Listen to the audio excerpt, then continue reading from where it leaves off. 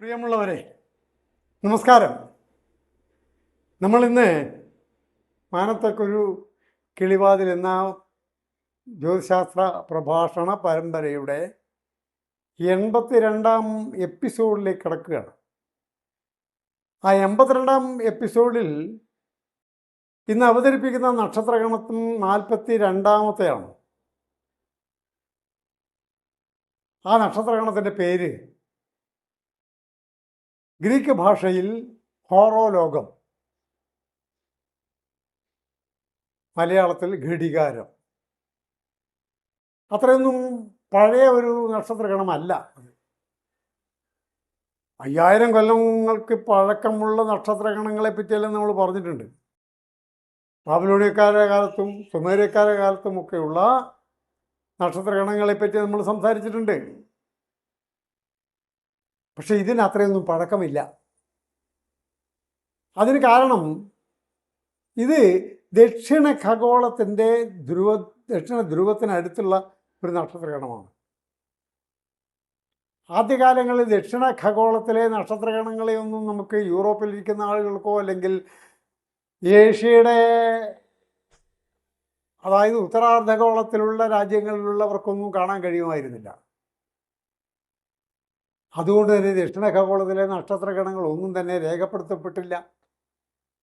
അതാണ് യഥാർത്ഥത്തിൽ പിൽക്കാലത്ത് യൂറോപ്യന്മാർക്ക് അവയെ കൂടെ രേഖപ്പെടുത്തണം എന്നുള്ള ആഗ്രഹത്തോടുകൂടെ ജ്യോതിശാസ്ത്രം വികസിച്ച ശേഷം 16-17 നൂറ്റാണ്ടിൻ്റെ അവസാനം, അതായത് 18 നൂറ്റാണ്ടിൻ്റെ തുടക്കത്തിലും ഒക്കെയാണ് ദക്ഷിണ ഖഗോള നക്ഷത്രങ്ങളെ രേഖപ്പെടുത്താനായിട്ട് യൂറോപ്യന്മാർ പരിശ്രമം തുടങ്ങിയത്. അതിലൊന്നാണ് ഫ്രഞ്ചുകാരനായ നിക്കോളാസ് ഡി ലെക്കയിൽ എന്ന ഒരു വാനനിരീക്ഷകൻ.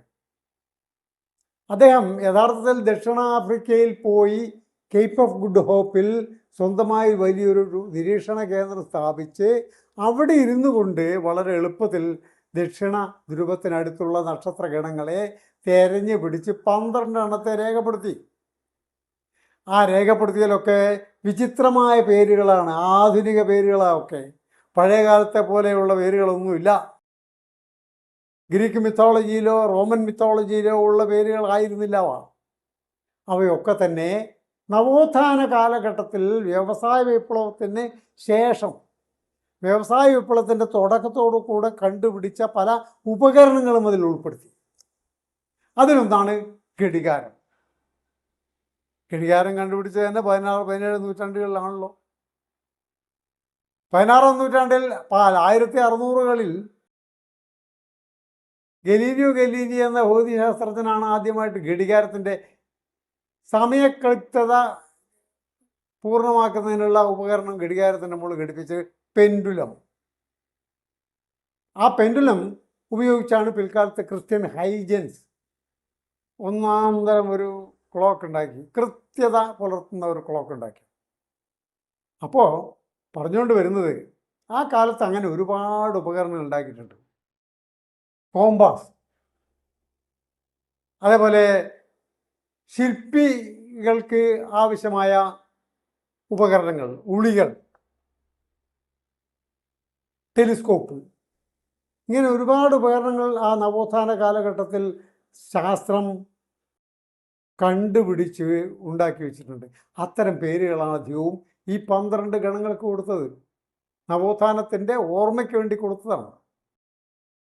യൂറോപ്യൻ നവോത്ഥാനത്തിൻ്റെ, അതായത് ഇറ്റലി തുടങ്ങിയ യൂറോപ്യൻ നവോത്ഥാനത്തിൻ്റെ ഓർമ്മയ്ക്ക് വേണ്ടി ഉണ്ടാക്കി എടുത്ത് അവയ്ക്ക് പേര് കൊടുത്ത് ശാശ്വതീകരിച്ചതാണ് ഈ 12 നക്ഷത്രഗണൽ. അതിലൊന്നാണ് നമ്മുടെ ഘടികാരം.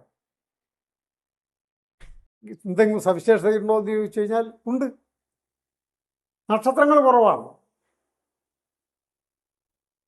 അതായത് നഗ്നനേത്രങ്ങൾ കൊണ്ട് കാണാൻ കഴിയുന്ന 41 നക്ഷത്രങ്ങളേ ഉള്ളൂ. അതിൽ മിക്കതും 6.5 കാന്തിമാനത്തിൻ്റെ കാൾ പ്രകാശം കുറഞ്ഞവയാണ്. കുറഞ്ഞ നക്ഷത്രങ്ങളേ ഉള്ളൂ. പക്ഷേ ഒരുപാട് വിദൂര വസ്തുക്കളുണ്ട്. അവയിലൊന്നാണ് പ്രസിദ്ധമായ ഹാർലോ ഷേപ്ലി അതല്ലെങ്കിൽ ഹോറോലോകം എന്ന് പറയുന്ന വളരെ വലിയ ഒരു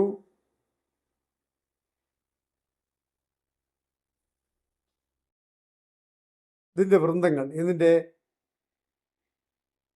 വളരെ വലിയ ഗാലക്സി വൃന്ദം, ഹാർലോ ഷേപ്ലി ഗാലക്സി വൃന്ദം എന്നാണ് പേര്. ആ ഗാലക്സി വൃന്ദത്തിൽ ലക്ഷക്കണക്കിന് ഗാലക്സികൾ ഉണ്ട്. 30,000-ന് മേലെ ഉള്ള ഗാലക്സികൾ പലതും തന്നെ വർത്തുള ഗാലക്സികളോ ലെൻറ്റിൽ ഗാലക്സികളോ ഒക്കെയാണ്. അവ ഒക്കെ ഈ പറയുന്ന ഹോറോലോകം എന്ന ഗണത്തിലോ അതല്ലെങ്കിൽ തൊട്ടടുത്തിരിക്കുന്ന എറിഡാനസ് എന്ന ഗണത്തിലോ ആണ്. അപ്പോൾ നമ്മൾ ഇന്ന് വിശദമായി പഠിക്കാൻ പോകുന്നത് ഈ ഗണത്തിനെ പറ്റിയാണ്. തുടർന്ന് അതിൻ്റെ പ്രസൻറ്റേഷനും ബാക്കി നമ്മുടെ അതിൻ്റെ ആകാശ സ്ഥാനവും ഒക്കെ കാണിച്ചു തരുന്ന ഭാഗങ്ങളുണ്ട്. കാണണം, സബ്സ്ക്രൈബ് ചെയ്യണം. സബ്സ്ക്രൈബ് ചെയ്താൽ മാത്രമേ ഈ ചാനൽ നടത്തിക്കൊണ്ടുപോകുന്ന സ്കൂൾ അധികാരികൾക്ക് ഗുണമുണ്ടാവുള്ളൂ എന്ന് മാത്രം പറഞ്ഞുകൊണ്ട്, ഗ്രീക്ക് ഭാഷയിൽ ഘടികാരം എന്നർത്ഥം വരുന്ന വാക്കാണ് ഹോറോലോകം. മലയാളത്തിലും ഈ ഗണത്തിന് ഘടികാരം എന്ന് തന്നെയാണ് പേരിട്ടിരിക്കുന്നത്. 6 മങ്ങിയ നക്ഷത്രങ്ങൾ അടങ്ങിയ ഒരു ഗണമാണിത്. 1756 ഫ്രഞ്ച് വാനനിരീക്ഷകൻ നിക്കോളസ് ഡി ലെക്കേൽ ആണ് ഈ നക്ഷത്രത്തെ ആദ്യമായി നിരീക്ഷിച്ചത്. ഏതാണ്ട് 249 ചതുരശ്ര ഡിഗ്രിയിൽ വ്യാപിച്ചു കിടക്കുന്ന ഈ ഗണം 88 ഗണങ്ങളിൽ 58-ാമത്തേതാണ്. എരിഡാനസ്, റെട്ടിക്കുലം, കെയിലം, ഡൊറാഡോ, ഹൈഡ്രസ് തുടങ്ങിയ ഗണങ്ങളുടെ മധ്യത്തിലാണ് ഈ ഗണം. കാഴ്ചയിൽ ഈ ഗണം 22 ഭാഗങ്ങളുള്ള ഒരു പോളിഗൺ മാതിരി ഉണ്ടാകും. വിഷുവാംശം 2 മണിക്കൂർ 12.8 മിനിറ്റിനും 4 മണിക്കൂർ 20 മിനിറ്റിനും ഡെക്ലിനേഷൻ -39.44 ഡിഗ്രിക്കും -67.04 ഡിഗ്രിക്കും ഇടയ്ക്കുമാണ് ഇതിൻ്റെ ഖഗോളസ്ഥാനം. ഇവിടെ വലതുവശത്തെ ചിത്രത്തിൽ ഇതിൻ്റെ ആകാശ ഫോട്ടോഗ്രാഫാണിത്. ഈ വരകൾ കാണുകയില്ല, നക്ഷത്രങ്ങൾ മാത്രം കാണാം. ഇത് ഇവിടെ ഒന്ന്, ഇവിടെ ഒന്ന്, ഇവിടെ ഒന്ന്, ഇവിടെ ഇങ്ങനെ നക്ഷത്രങ്ങളെ കാണിച്ചിരിക്കുന്നതിൻ്റെ അകത്ത്. എന്തുകൊണ്ടാണ് -39 ഡിഗ്രി എന്ന് പറയുന്നത് വെച്ചാൽ, ദക്ഷിണ ഖഗോളത്തിലെ ഡെക്ലിനേഷൻ ആംഗിളിന് മൈനസ് എന്നാണ് പറയുന്നത്. ഇത് നമ്മൾ ഇതിനു മുമ്പേ വിവരിച്ചിട്ടുണ്ട്. ഉത്തര ഖഗോളത്തിലാണെങ്കിൽ അതിനെ പ്ലസ് എന്ന് കൊടുക്കും, അല്ലെങ്കിൽ പ്ലസ് അടയാളമേ ഇടില്ല. അതൊന്ന് മനസ്സിലാക്കണം. 4-ാം കാന്തിമാനത്തേക്കാൾ പ്രകാശമുള്ള ഒറ്റ ഒരു നക്ഷത്രമേ ഈ ഗണത്തിലുള്ളൂ. 6.5 കാന്തിമാനത്തിൽ കൂടുതലുള്ള 41 നക്ഷത്രങ്ങൾ ഗണത്തിലുണ്ട്. ഇതിലെ അൽഫ മുതൽ ലാംഡ വരെയുള്ള 11 നക്ഷത്രങ്ങൾക്ക് ബേയറാണ് സ്ഥാനം കൊടുത്തത്. 1756 നിക്കോളസ് ഡി ലെക്കേൽ എന്ന വാനനിരീക്ഷകൻ ആണ് ഈ ബേയർ സ്ഥാനം കൽപ്പിച്ചു കൊടുത്തത്. ഇംഗ്ലീഷ് ജ്യോതിശാസ്ത്രജ്ഞൻ ഫ്രാൻസിസ് ബെയ്ലി എപ്സിലോൺ, തീറ്റ എന്നീ നക്ഷത്രങ്ങളെ അവ തീരെ മങ്ങിയവയാണെന്ന കാരണത്താൽ അതിൻ്റെ സ്ഥാനത്ത് നിന്നും മാറ്റി. ബെയ്ലിക്ക് ബീറ്റയ്ക്ക് പറ്റിയ ഒരു നക്ഷത്രം കണ്ടുപിടിക്കാനായതുമില്ല. അതിൻ്റെ കോർഡിനേറ്റ് തെറ്റാണെന്ന കാരണം പറഞ്ഞ് കപ്പയ്ക്ക് കൊടുത്തു.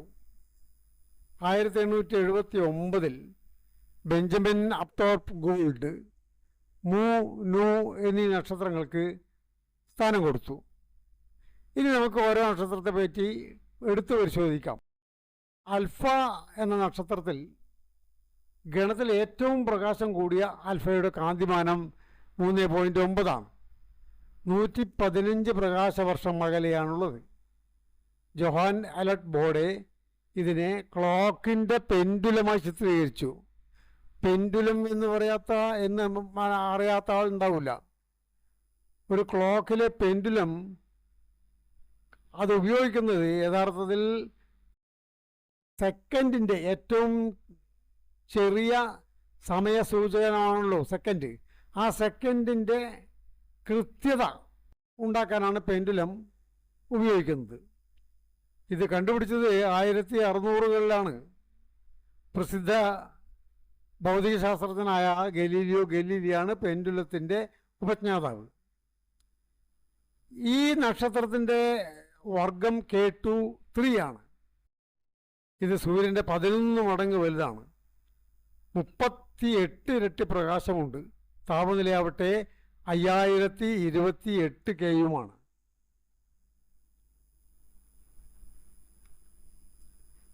അടുത്തൊരു ഡെൽറ്റയാണ്.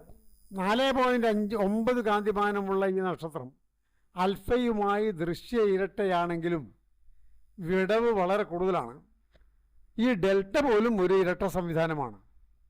അതിൽ ഒരു വെള്ള മുഖ്യശ്രേണിയും 1.41 സൗരഭാരത്തിലുള്ള 7.29 കാന്തിമാനത്തിലുള്ള ഒരു കൂട്ടുനക്ഷത്രവും ഉണ്ട്. ദൂരം അവയിലേക്ക് 179 പ്രകാശവർഷമാണ്. പിന്നെ വരുന്നു ബീറ്റ. ഇവിടെ ഏറോ മാർക്ക് കൊടുത്ത് ശ്രദ്ധിക്കണം. ഡെൽറ്റ നക്ഷത്രം ഈ കാണുന്നതാണ്. ഇതാ രണ്ടാമത്തത്. ഇത് ബീറ്റയാണ്. ഈ കാണുന്നത് ഒരു വെള്ള ഭീമനാണ്. 63 ഇരട്ടി സൗരപ്രകാശമുണ്ട് ഇതിന്. താപനില 8303 K ആണ്. 312 പ്രകാശവർഷം ദൂരത്തിൽ. പിന്നെ ഈ കാണിച്ചിരിക്കുന്ന അമ്പടയാളം ലാംഡയാണ്. ലാംഡ മഞ്ഞ ഭീമൻ നക്ഷത്രമാണ്. വർഗം F ആണ്. 3 ആണ്. F2 3. 140 കിലോമീറ്റർ സെക്കൻഡ് വേഗതയിൽ ഈ നക്ഷത്രം ഭ്രമണം ചെയ്യുന്നുണ്ട്. നൂ എന്ന നക്ഷത്രം വെള്ള മുഖ്യശ്രേണി നക്ഷത്രമാണ്. വർഗം A2V. 169 പ്രകാശവർഷം ആണ് ദൂരം. 1.9 സൗരഭാരമുണ്ട്. പ്രായം 549 ദശലക്ഷം വർഷം. ഈ നക്ഷത്രത്തിന് ചുറ്റും ഒരു മാലിന്യ തളിക 2 ദൂരത്തിൽ നക്ഷത്രത്തെ ചുറ്റുന്നുണ്ട്. ഒന്ന് നക്ഷത്രത്തിൽ നിന്ന് 9 AUവിലും. AU എന്നാൽ ഭൂമിയിൽ നിന്നും സൂര്യനിലേക്കുള്ള ദൂരത്തിൻ്റെ അളവാണല്ലോ. അതായത് 15 കോടി കിലോമീറ്റർ.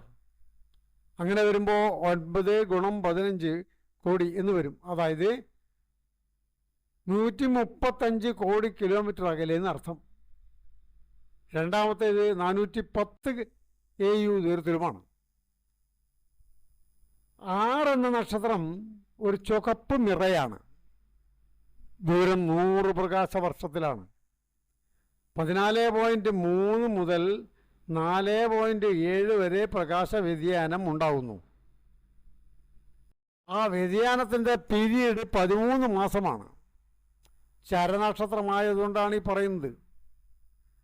അടുത്തത് അയോട്ട എന്ന നക്ഷത്രമാണ്. മഞ്ഞക്കുള്ളനാണ്. 1.23 സൗരഭാരമുണ്ട്. 1.16 ഇരട്ടി സൗരവലുപ്പമുണ്ട് സൂര്യനേക്കാൾ. വർഗം F8V. 57 പ്രകാശവർഷം. വ്യാഴത്തിൻ്റെ 2.5 ഇരട്ടി വലുപ്പത്തിൽ ഒരു ഗ്രഹവും കൂടെയുണ്ട്. ഇത് 307 ദിവസം കൊണ്ട് മാതൃനക്ഷത്രത്തെ ചുറ്റുന്നു. ഇനി നമുക്ക് പറയാൻ പോകുന്നത് സൗരയൂഥേതര നക്ഷത്രങ്ങളുടെ കൂടെ ചലിക്കുന്ന ഗ്രഹങ്ങളെ പറ്റിയാണ്. അപ്പോൾ നമ്മുടെ ഈ ഗണത്തിൽ HD 27631 എന്ന ഒരു സൂര്യ സമാനമായ നക്ഷത്രമുണ്ട്.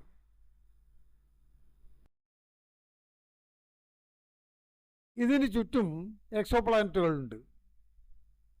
സൂര്യസമാനമായ മങ്ങിയ ഈ നക്ഷത്രത്തിൻ്റെ കാന്തിമാനം 8.4 ആണ്. ദൂരം 164 പ്രകാശവർഷമാണ്. വളരെ സാവകാശം 21 കിലോമീറ്റർ പെർ സെക്കൻഡിൽ കോണീയ വേഗതയിൽ ഇത് നമ്മിൽ നിന്നും അകലുന്നുണ്ട്. G3 4 എന്ന വർഗത്തിൽ നമ്മുടെ സൂര്യനെ പോലുള്ള ഒരു നക്ഷത്രമാണിത്. കേന്ദ്രത്തിൽ ഹൈഡ്രജൻ കുറഞ്ഞുകൊണ്ടിരിക്കുന്ന ഈ മുഖ്യശ്രേണി നക്ഷത്രത്തിൻ്റെ താപനില 5737 Kയും 440 കോടി വർഷവുമാണ് ഇതിൻ്റെ പ്രായം. സൂര്യൻ്റെ സ്വയംഭ്രമണകാലം 28 ദിവസമാണെങ്കിൽ ഇതിൻ്റെ സ്വയംഭ്രമണകാലം വെറും 31 ദിവസമാണ് എന്നാണ് മനസ്സിലാക്കുന്നത്. ആ നക്ഷത്രത്തിൻ്റെ കൂടെയുള്ള എക്സോ പ്ലാനറ്റുകളെ പറ്റിയാണ് ഇനി പറയാൻ പോകുന്നത്. 1998 മുതൽ 2012 വരെ ചിലിയിലെ ലാ സില്ല നിരീക്ഷണ കേന്ദ്രത്തിലെ കൊറൈലേഷനിലെ സ്പെക്ട്രോഗ്രാഫ് ഈ നക്ഷത്രത്തിന് ചുറ്റും 3.22 AU ദൂരത്തിൽ പരിക്രമണം ചെയ്യുന്ന HD 27631b എന്ന വ്യാഴ സമാനമായ ഗ്രഹം, വ്യാഴത്തിൻ്റെ പോലുള്ള ഒരു ഗ്രഹം കണ്ടെത്തി. വ്യാഴം നമ്മുടെ സൗരയൂഥത്തിലാണല്ലോ. ഈ ഗ്രഹത്തിൻ്റെ ഭാരം വ്യാഴത്തിനേക്കാൾ 1.6 ഇരട്ടിയാണ്. ഏതാണ്ട് ഇരട്ടി നർസം. മാതൃനക്ഷത്രത്തെ 6 വർഷം കൊണ്ടാണ് ഇത് പരിക്രമണം ചെയ്യുന്നത്. പിന്നെ ഒരു സൗരയൂഥേതര ഗ്രഹം കൂടി ഇതിനകത്തുണ്ട്. അതിന് പറയുന്നത് ഗ്ലീസെ 1061 ചുവപ്പുള്ളനാണ്. അതിൻ്റെ കൂട്ടുഗ്രഹവും കലാകാരൻ്റെ ഭാവനയിലൂടെ രേഖപ്പെടുത്തിയത് കാണാം. ഭൂമിയിൽ നിന്നും ഏതാണ്ട് 12 പ്രകാശവർഷം ദൂരത്തിൽ 13ാം കാന്തിമാനത്തിൽ കാണപ്പെടുന്ന ഒരു ചുവപ്പ് കുള്ളൻ നക്ഷത്രമാണിത്. മധ്യവലുപ്പമുള്ള ഒരു ടെലിസ്കോപ്പ് ഉപയോഗിച്ചാൽ നിരീക്ഷിക്കാൻ കഴിയും. സൂര്യൻ്റെ 10.5% മാത്രം ഭാരമുള്ള ഇതിന് 0.2% മാത്രമേ പ്രകാശം ഉള്ളൂ. 700 കോടി വർഷം പ്രായം ചെന്ന ഇത് ഒന്ന് സ്വയം ഭ്രമണം ചെയ്യാൻ 125 ദിവസം എടുക്കും. 3 ഗ്രഹങ്ങൾ ഇതിന് എക്സോ പ്ലാനറ്റായിട്ടുണ്ട്. 3ഉം വലിപ്പം കുറഞ്ഞവയാ. ശിലാഖണ്ഡങ്ങൾ, അതായത് ഭൂമിയെപ്പോലെ, ലൈക്ക് ടെറസ്ട്രിയൽ പ്ലാനറ്റ്. ഈ 3ഉം മാതൃനക്ഷത്രത്തിൻ്റെ ആവാസയോഗ്യമായ ദൂരത്തിലാണ്. എന്താണ് ആവാസയോഗ്യം എന്നുള്ളത് ഇതിനു മുമ്പേ നമ്മൾ പറഞ്ഞിട്ടുണ്ടെന്ന് തോന്നുന്നത്. എങ്കിലും ഒന്നുകൂടെ വിശദീകരിക്കാം. പുതിയ ആളുകൾ, കാഴ്ചക്കാരുണ്ടെങ്കിൽ അവർക്കറിയാം, അവർക്ക് മനസ്സിലാവണമല്ലോ. ഒരു ഗ്രഹം നക്ഷത്രത്തിൻ്റെ ആവാസയോഗ്യമായ ദൂരത്തിലാണ് സ്ഥിതി ചെയ്യുന്നത് എന്നതിനർത്ഥം ആ ഗ്രഹത്തിൽ ഇന്നോ നാളെയോ, ഇപ്പോഴും ഇല്ല, കാരണം ഒട്ടുമിക്ക പരീക്ഷണത്തിൽ മനസ്സിലായത് ഭൂമിയിൽ മാത്രമേ ജീവനുള്ളൂ എന്നാണ്. അഥവാ ഏതെങ്കിലും കാലത്ത് ജീവൻ ഉണ്ടായിരുന്നെങ്കിലും അല്ലെങ്കിൽ ഉണ്ടാകാമെങ്കിലും ഈ ഗ്രഹത്തിൽ അത് നിലനിൽക്കാനുള്ള സാധ്യത ഉണ്ട്. ഇതാണ് ആവാസ യോഗ്യമായ ദൂരത്തിലാണെന്ന് പറയുന്നത്. അതായത് നമ്മുടെ സൂര്യനിൽ നിന്നും വെറും 15 കോടി കിലോമീറ്റർ അകലെയാണ് ഭൂമി. അതുകൊണ്ടാണല്ലോ സൂര്യൻ്റെ അകത്തുനിന്ന് ഇത്രയും വലിയ താപനില വഹിക്കുന്ന സൂര്യനിൽ നിന്നും ഭൂമിയിലേക്ക് എത്തുമ്പോഴേക്കും ആ താപനില കുറഞ്ഞ് വെറും 15 ഡിഗ്രി സെൽഷ്യസായി മാറുകയാണ്. അത്രയും താപം കുറഞ്ഞ് ഭൂമി ഇങ്ങനെ നിലനിൽക്കുന്നത് കൊണ്ടാണ് ഭൂമിയിൽ ജീവൻ ഉണ്ടായതും ജീവൻ നിലനിൽക്കുന്നു. അതുമാത്രമല്ല, ഈ പറയുന്ന ആവാസയോഗ്യമായ ദൂരത്തിലിരിക്കുന്ന ഗ്രഹത്തിൽ ജലസാന്നിധ്യം അത്യാവശ്യമാണ്. വളരെ പ്രധാനപ്പെട്ടൊരു പോയിൻ്റാണ്. അപ്പോൾ ആകാശയോഗ്യമായ ദൂരം എന്ന് പറഞ്ഞാൽ ഒന്ന് നക്ഷത്രത്തിൽ നിന്നും ആ ഗ്രഹത്തിന് ജീവൻ നിലനിർത്താൻ ആവശ്യമുള്ള താപനില വേണം. ഒന്ന്. രണ്ടാമത്, അത് ഒരു വാതക ഗ്രഹമായിരിക്കരുത്. വാതക ഗ്രഹമാകുമ്പോഴുള്ള പ്രശ്നം, ജീവൻ ഉണ്ടാകുമെങ്കിലും അതിനെ ഡെവലപ്പ് ചെയ്യാനുള്ള അല്ലെങ്കിൽ അത് വികസിച്ച് വരാനുള്ള സാധ്യത കുറവാണ്. 3, അതിനകത്ത് ജലത്തിൻ്റെ സാന്നിധ്യം ഉണ്ടാവണം. ഇതാണ് കാര്യം.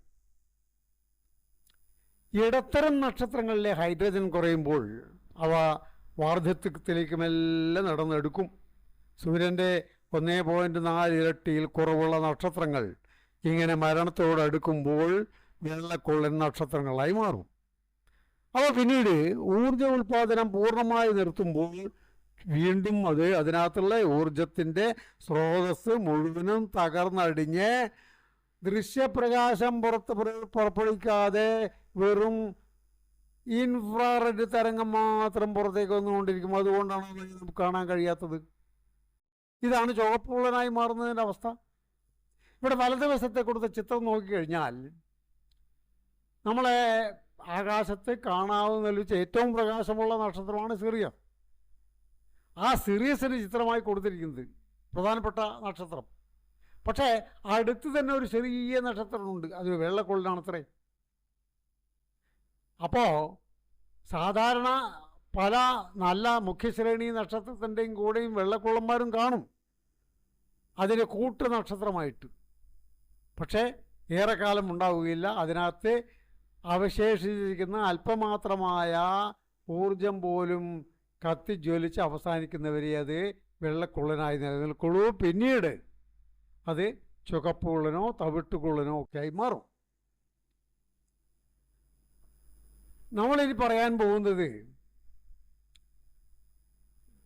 ഈ ഗണത്തിലെ വിദൂര വസ്തുക്കളെ പറ്റിയാണ്. ആദ്യത്തേത് NGC 1261 എന്ന കാൾഡ്വെൽ 87 എന്ന ഗോളാകാര നക്ഷത്ര വൃന്ദം, അതായത് ഗ്ലോബുലർ ക്ലസ്റ്റർ എന്ന് പറയും. 1826 ജെയിംസ് ഡെല്ലപ്പ് കണ്ടുപിടിച്ച ഇത് ഭൂമിയിൽ നിന്ന് 53 പ്രകാശവർഷം ദൂരെ, അതിൻ്റെ പ്രായം 10.2 ബില്യനാണ്. 3 അല്ലെങ്കിൽ 3,41,000 സൗരഭാരമുണ്ട് മൊത്തത്തിൽ ഈ വൃന്ദത്തിന്. മധ്യഭാഗത്തെ നക്ഷത്രങ്ങൾ ഒരു പ്രത്യേക രീതിയിൽ തിങ്ങിക്കൂടിയിരിക്കുകയാണ്. കൃത്യം കേന്ദ്രീകരിച്ചുകൊണ്ടല്ല, മറിച്ച് വിതരണം ചെയ്യപ്പെട്ടിരിക്കുകയാണ്. ഈ രീതിക്ക് പറയുന്നത് ഷേപ്പ്ലി സ്വയർ രീതി എന്നാണ്. വൃന്ദത്തിൽ 22 RR ചരങ്ങളുണ്ട്. 38 ദശലക്ഷം പ്രകാശവർഷം ഭൂമിയിൽ നിന്നും അകലെയുള്ള ഒരു ബാർഡ് സ്പൈറൽ ഗാലക്സിയാണ് ഇടതുവശത്തെ ചിത്രത്തിൽ കൊടുത്തിരിക്കുന്നത്. തൊട്ടടുത്ത് തന്നെ ഒരു ചെറിയ കുഞ്ഞു ഗാലക്സിയും കൂടിയുണ്ട്. വലിയ ഗാലക്സി ബാർഡ് സ്പൈറൽ ആണെങ്കിൽ ചെറിയ തൊട്ടടുത്തുള്ള ഗാലക്സി ലെൻറ്റിക്കുലർ ഗാലക്സിയാണ്. ജെയിംസ് ഡെല്ലപ്പ് എന്ന സ്കോട്ടിഷ് ശാസ്ത്രജ്ഞൻ 29 ഒക്ടോബർ 1826 കണ്ടെത്തിയത്. ഗാലക്സി മധ്യത്തിലെ ന്യൂക്ലിയസിന് ഒരു മോതിരത്തിൻ്റെ രൂപമാണ്. താഴത്തെ ചിത്രം നോക്കുക. കേന്ദ്രത്തിന് ചുറ്റും ഉള്ള തളിക 200 നക്ഷത്ര ഗ്രൂപ്പുകളുണ്ട്. ഡൊറാഡോ എന്ന ഗാലക്സി ഗ്രൂപ്പിൽ അംഗമാണ് ഈ ഗാലക്സി. മുകൾ ഭാഗത്തെ ചിത്രം NGC 1512-താണ്. അതായത് നേരത്തെ പറഞ്ഞ ബാർഡ് സ്പൈറൽ ഗാലക്സിയുടെ. തൊട്ടടുത്തിരിക്കുന്ന 1510 ചിത്രമാണിത്, ലെൻറ്റിക്കുലർ. മുകളിലത്തത് ബാർഡ് സ്പൈറലാണ്. രണ്ടും തമ്മിലുള്ള ദൂരം വെറും 5 ആർക്ക് മിനിറ്റ് മാത്രമേ ഉള്ളൂ. കഴിഞ്ഞ 400 ദശലക്ഷം വർഷങ്ങളായിട്ട് ഇവ രണ്ടും, അതായത് 1512 1510 ഇത് കൂടിച്ചേരാൻ ശ്രമിച്ചുകൊണ്ടിരിക്കുകയാണ്. ആ ശ്രമത്തിന് ഏറ്റവും നല്ല തെളിവ് 1512 കൈകളുടെ വലിവാണ്. ടൈഡൽ ഡിസ്ട്രിബ്യൂഷൻ ചിത്രത്തിൽ കാണാം. ഇതതിൻ്റെ ഒരു കൈയാണ്, ബാർഡിൻ്റെ. മറ്റൊരു കൈയാണിത്, ഹോറോലോഗം സൂപ്പർ ക്ലസ്റ്റർ,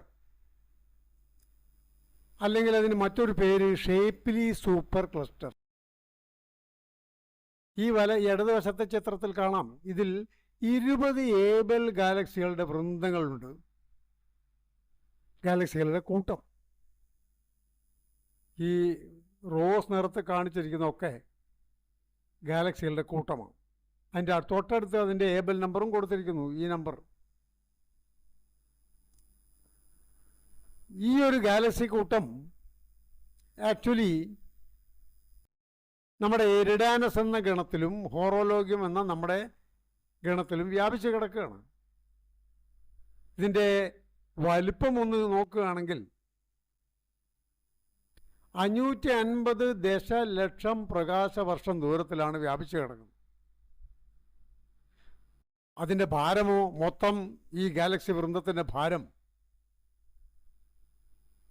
10⁻17 സൗരഭാരമാണ്. എന്ന് വെച്ചാൽ 1ഉം 17 കൂടെ ചേർത്താലുണ്ടാകുന്ന സൗരഭാരം.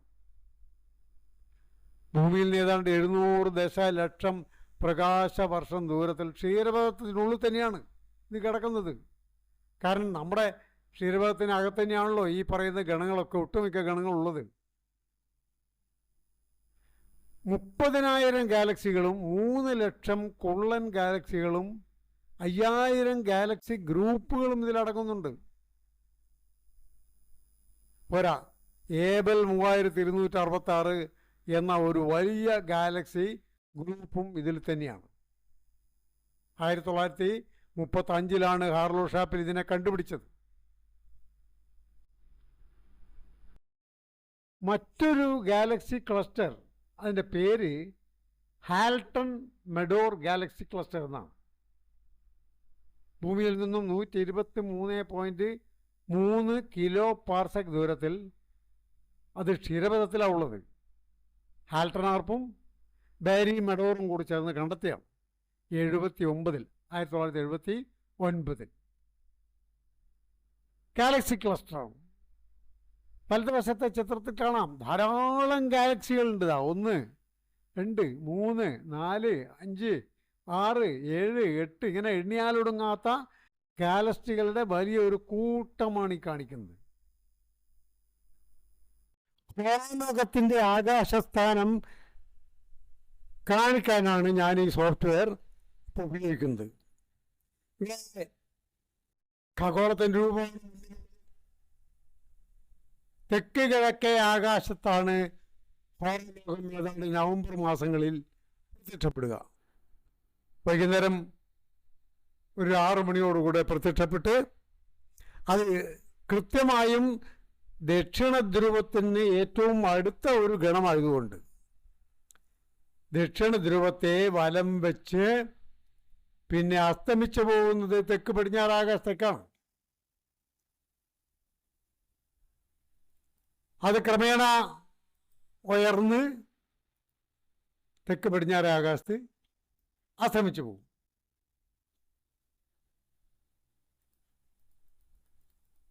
ഇതാണ് ഹോറോലോകത്തിൻ്റെ ആകാശസ്ഥാനം.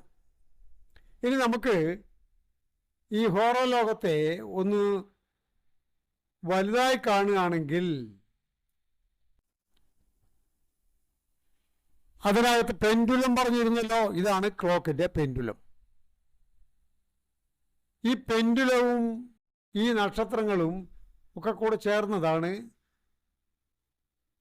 ഹോറോലോകത്തിലെ നക്ഷത്രങ്ങൾ. നക്ഷത്രങ്ങളെ കൂടാതെ പറഞ്ഞിട്ടുണ്ട്. അതിൽ പ്രധാനമായത് നക്ഷത്ര വൃന്ദമാണ്. NGC 1261 നമ്മൾ നേരത്തെ പരിചയപ്പെട്ടിട്ടുണ്ട്. അത് ധാരാളം നക്ഷത്രങ്ങളുള്ള ഒരു നക്ഷത്ര വൃന്ദമാണ്. ഇതുകൂടാതെ മറ്റു ചില ഗാലക്സികൾ കൂടിയുണ്ട്. NGC 1512, 1510, 1512ഉം 1510 ഒക്കെ നമ്മൾ നേരത്തെ പരിചയപ്പെട്ടിട്ടുണ്ട്. 1512 ഒരു ബാർഡ് സ്പൈറൽ ഗാലക്സിയാണ്. 1510 ഒരു ലെൻറ്റിക്കുലർ ഗാലക്സിയാണ്, ചെറിയ കുള്ളൻ ഗാലക്സിയാണ്. അവ തമ്മിൽ വീണ്ടും അടുത്തുകൊണ്ടിരിക്കുന്നു എന്ന കാര്യം നമ്മൾ പറഞ്ഞിട്ടുണ്ട്. പക്ഷേ അവയൊന്നും തന്നെ സോഫ്റ്റ്വെയറിൽ കാണുക പ്രയാസമാണ്. ആ ചിത്രങ്ങൾ നമ്മൾ നേരത്തെ കണ്ടതൊക്കെ തന്നെ വളരെ വലിയ കൂറ്റൻ ടെലിസ്കോപ്പുകൾ കൊണ്ട് നിരീക്ഷണ കേന്ദ്രങ്ങൾ വെച്ചെടുത്ത ചിത്രങ്ങളാണ്. അതല്ലെങ്കിൽ ബഹിരാകാശത്ത് നമ്മുടെ തന്നെ കണ്ണുകളായി പ്രവർത്തിക്കുന്ന ഹബിൾ സ്പേസ് ടെലിസ്കോപ്പ് എടുത്ത ചിത്രങ്ങളായിരിക്കും. അതുകൊണ്ട് അവയെ സോഫ്റ്റ്വെയറിൽ കൂടെ കാണുക പ്രയാസമാണ്. ഇവിടെ ഗാലക്സികളൊക്കെ കാണിച്ചിട്ടുണ്ട്, പക്ഷേ ഈ ഗാലക്സികളൊന്നും തന്നെ നമുക്ക് സോഫ്റ്റ്വെയറിൽ കൂടെ കാണുക സാധ്യമാവില്ല. ഇതാണ് നമ്മുടെ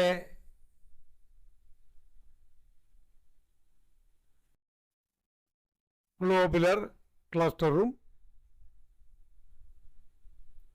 ഹോറോലോഗ്യം എന്ന നക്ഷത്ര ഗണവും അതിലെ നക്ഷത്രങ്ങളും ഒക്കെ.